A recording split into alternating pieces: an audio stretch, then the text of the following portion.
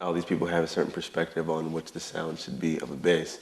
So you are known for having a remarkable tone in terms of like longevity, et cetera, in terms of tone production. So is there any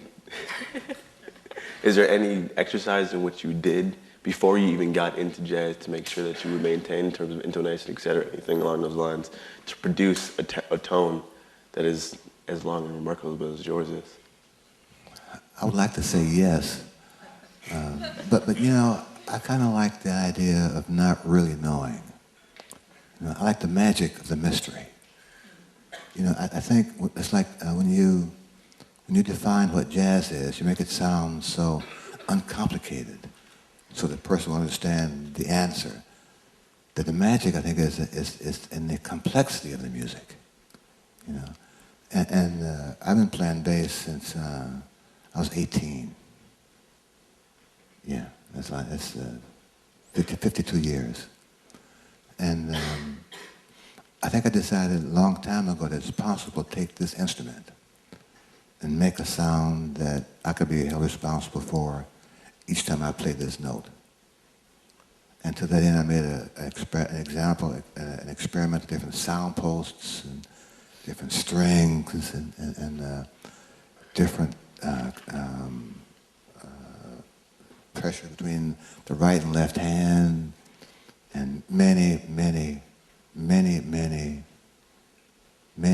hours of practice, you know.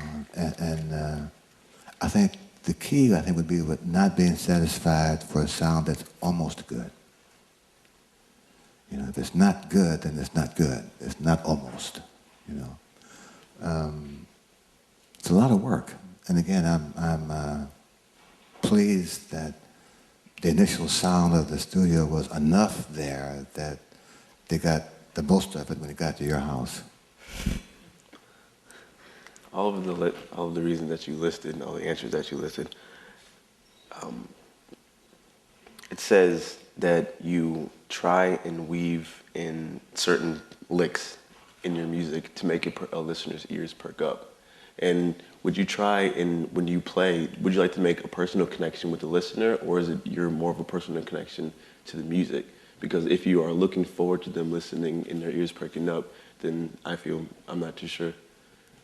Well, you know, let me go back to your fifth word, which is licks. I try to not have people think of what I do as that, you know. I think every jazz player has something that they can use to trigger off a whole new string of ideas. Now, I think we all have these small seeds that we have stumbled on in our career, and we're comfortable enough to draw on one of these seeds, hoping that it will throw us to a different kind of tree. And while we all have them, I think we try to kind of disguise them so that people don't say, well, here comes this particular trick again, or this particular variation on that theme. So when I do these things you refer to as riffs or licks, my intent is to make the music go from here to here.